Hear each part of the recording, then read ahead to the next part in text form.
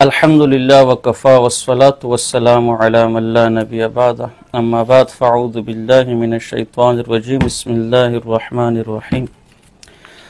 معزز و محترم ناظرین و سامعین، آج آپ کے سامنے حاضر ہونے کا مقصد حکیم الامت مجدد دین و ملت حضرت مولانا اشرف علی تھانی صاحب رحمہ اللہ ولی کامل ان پر ایک اعتراض کا جواب دینا ہے جو اہل بدعت کے مولانا غلام مہر علی صاحب نے دیوبندی مذہب میں، مولانا کاشف اقبال صاحب نے دیوبندیت کے بطلان کا انکشاف اور دیگر کتابوں میں کیا ہے، اور وہ دراصل حکیم الامت حضرت مولانا اشرف علی تھانی صاحب رحمہ اللہ کے ماموں پر ہے، اور اس واقعے کو نقل کر کے ہر آدمی اپنی گندی ذہنیت کے مطابق اس پر گندا اور غلیظ تبصرہ کرتا ہے۔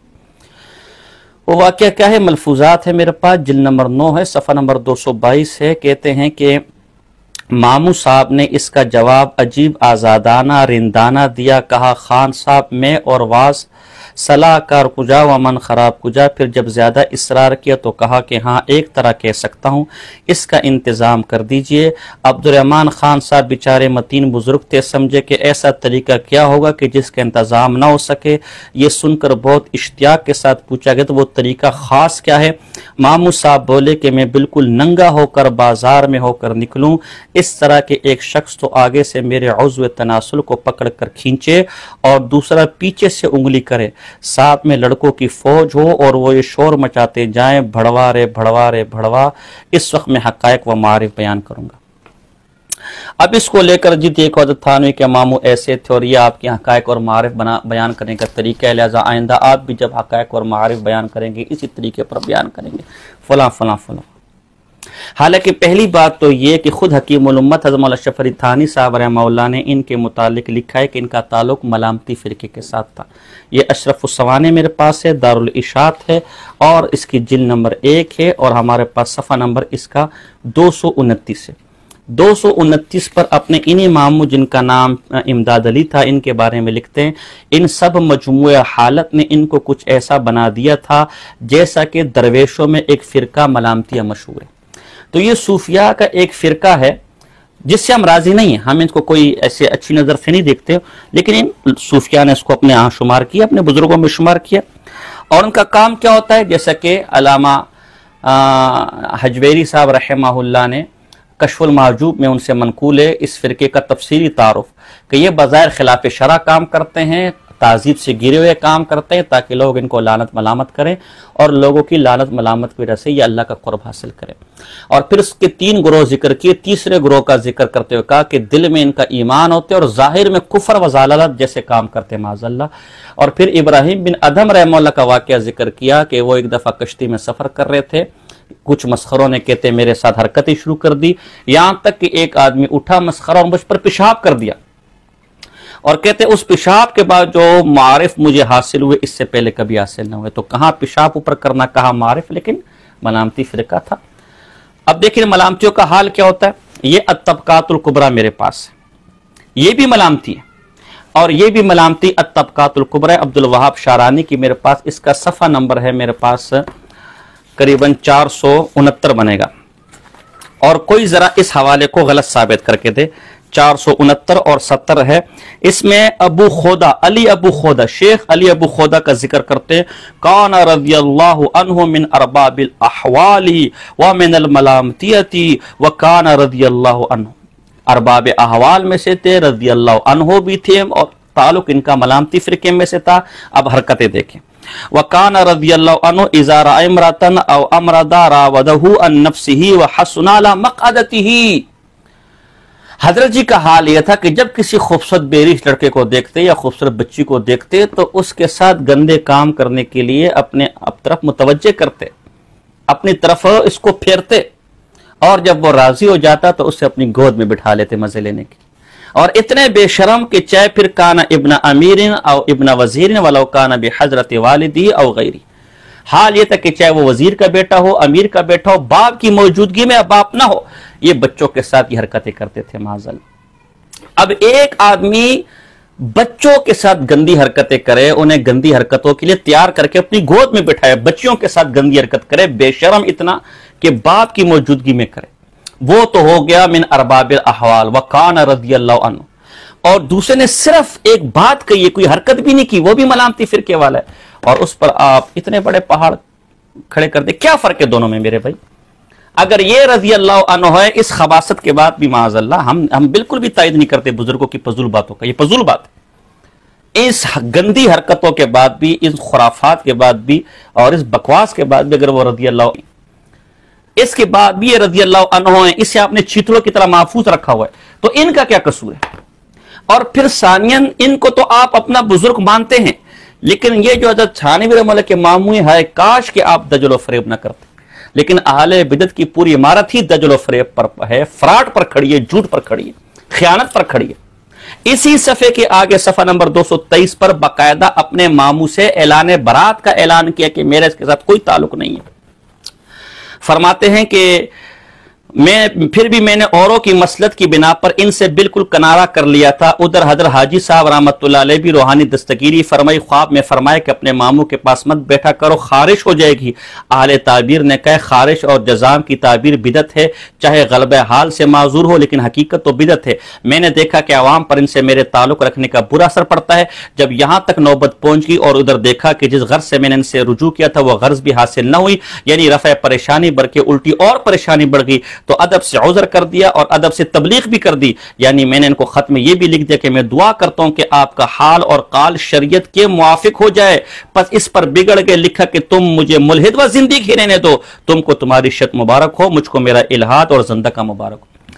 کہتے ہیں میں نے کسی مشکل پریشانی سے نکلنے کے لیے ان سے رابطہ کیا تھا, لیکن میری پریشانی کم ہونے کی وجہ اور بڑھ گئی.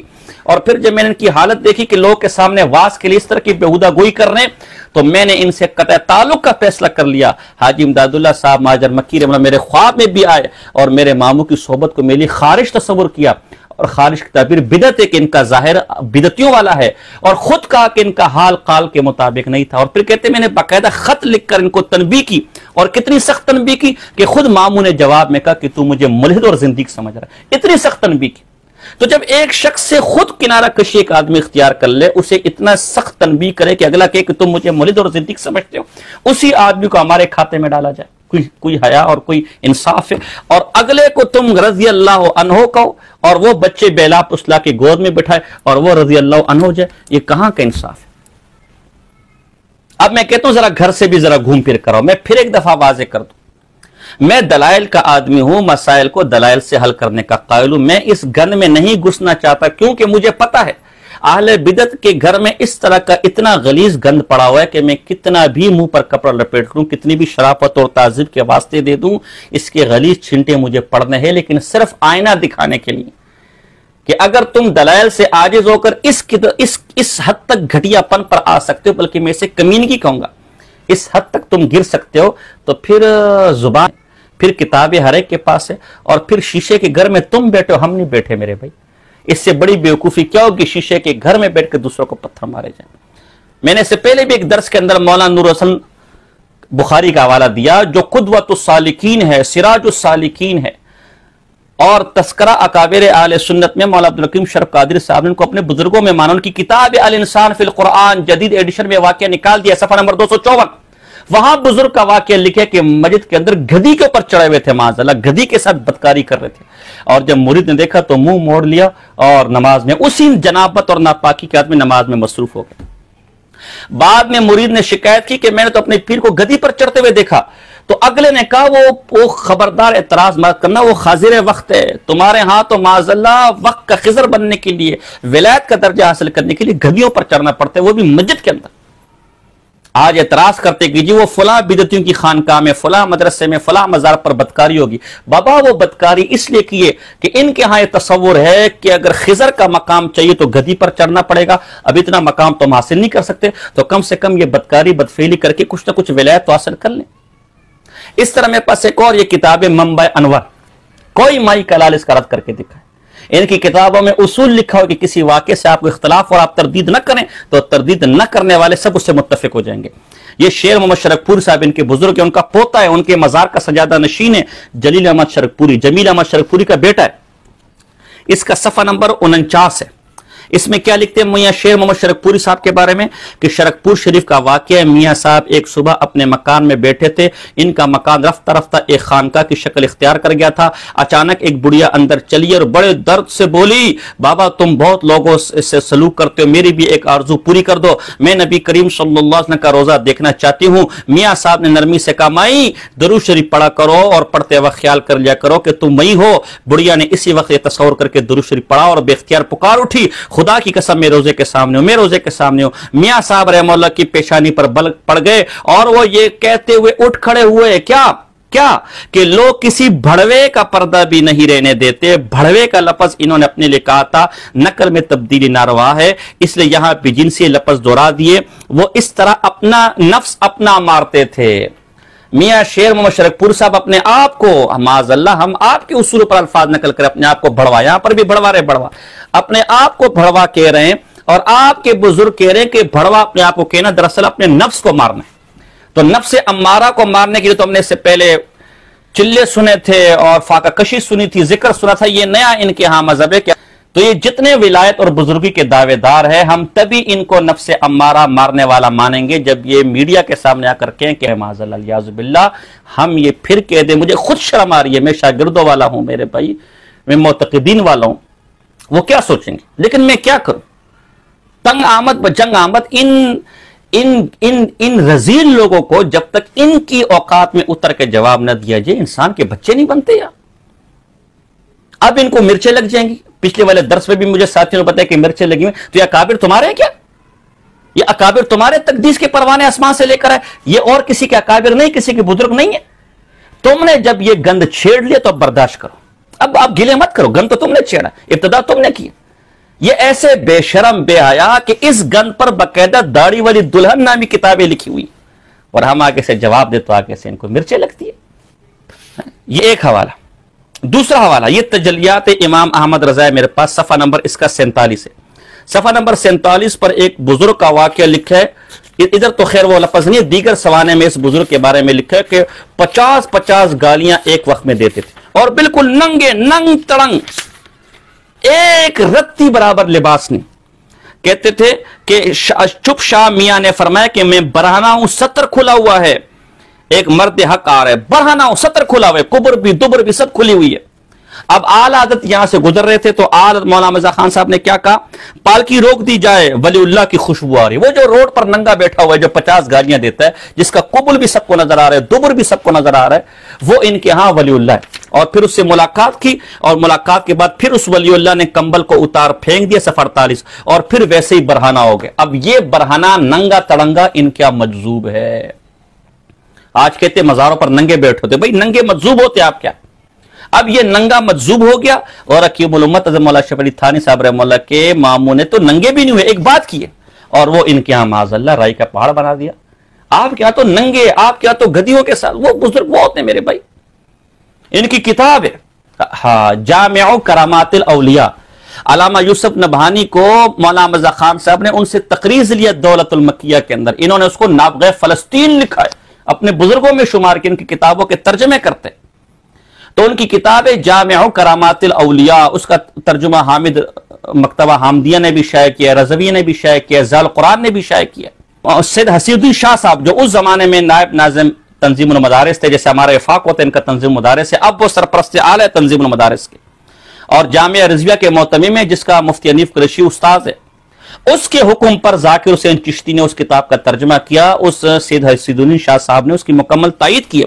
اس کے صفحہ نمبر 605 اور 606 پر علی عمر غالباً ایک بزرگ ہے، ان کی کرامت لکھی ہے، اور ان کا مرید ابراہیم نام کا وہ نقل کرتا ہے کہ حضرت جی کی کرامت کیا تھی، لنگی کے اندر اپنے دونوں ہاتھ ڈالے اور دونوں ہاتھ ڈال کر اپنا عضو تناسل نکالا اور اتنا لمبا کر دیا کہ کندھے پر لٹکا دیا۔ یہ ان کے بزرگوں کی علامت، یہ ان کے بزرگ، اور اس کے بعد مرید کو مارنا شروع کر دیا۔ مرید چیخا چلایا، بعد میں نے کسی کے سامنے اپنے پیر کی اس کرامت کو ذکر کیا۔ مرید بھی تو پیر ایسے، تو مرید بھی تو ایسے ہوں گے نا، بجائے یہ کہ پیر کو تھپڑ مارتا، جوتے مارتا، بدبخت انسان، یہ کام ہے جو تو کر رہا ہے، یہ حرکت ہے شیطان جو تو کر رہا ہے، بجائے اس شیطان کو جوتے مارنے کے اس کی کرامت کو فخر سے ذکر کر رہا ہے۔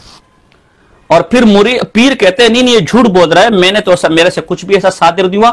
پھر باقاعدہ اگلے کو پکڑ کر اپنے عضو تناسل والی جگہ پر زبردستی اس کا ہاتھ رکھتا ہے کہ دیکھو میرے پاس تو کچھ بھی نہیں ہے. اور واقعتاً راوی کہتے ہیں کہ وہاں کچھ بھی نہیں تھا، تک کہ جو مرد کے پاس ہونا چاہیے وہ بھی نہیں تھا. تو آپ کے یہاں کبھی اس ناف کے نیچے والے اعلیٰ حد کو گما کر کبھی اس کو اتنا لمبا کر کے کہ کندھے تک آ جائے، وہ بزرگی اور کرامت ہوتی ہے. اور یہاں آپ کو اعتراض ہے، یہاں آپ کو شرم نہیں آتی کہ جی حضرت تھانوی رحمہ اللہ لکھا ہے کہ عضو تناسل گدھے کا جب چاہے نکلتا ہے تو نکلتا ہے، جب اندر چاہتے تو اندر جاتا ہے. یہ آپ کے ہاں وہ انہی چیزوں کو دیکھ کر وہ بیان کر لیں. عجیب مذہب ہے میرے بھائی. ان کے مولانا بریلی کے بچپن کا تقوی عضو تناسل شروع ہوتا ہے، سب کو معلوم ہے وہ واقعہ. اور بڑھاپے کی 55 کا سب سے بڑا فقہی کارنامہ المیزان امام احمد رضا صفحہ نمبر 212 پر لکھا ہے کہ مرد کے عضو تناسل کے 9 حصے ثابت کرنا ہے سب سے بڑا کارنامہ. زندگی شروع ہوئی اس چیز سے، زندگی ختم ہوئی اس چیز سے. اور بزرگی کے ظاہر جب وہ دیکھیں گے کہ آلت کے تقوی کا یہ عالم تھا کہ تقوی شروع وہاں سے ہوتا ہے، اور فقہ کا یہ عالم تھا کہ فقہ اسی عضو تناسل پر ختم ہوتا ہے، تو ظاہر اسی کو لے کر کبھی کوئی گدی پر چڑھے گا، اسی کو لے کر کبھی کوئی کندھے پہ رکھے گا، پھر وہ کرامتی کہلائیں گی نا، پھر وہ حیا اور شرم تھوڑی کہلائے گی. اس لیے یہ بھی بہت تھوڑا ہے جو میں نے آپ کو دکھایا، ابھی بہت گند ہے ان کتابوں میں. لیکن میں اس لیے ایک تو میری تہذیب آڑے آتی ہے کہ کل کو شاگرد مجھ سے کیا سوال کریں گے، میرے سننے والے کیا سوچیں گے، اور دوسرا میں ان بے دینوں سے ڈرتا ہوں کہ یہ بے دین کیا سوچیں گے ہماری یہ چیزیں دیکھ کر کہ علماء ایسے ہوتے ہیں، دیندار ایسے ہوتے ہیں.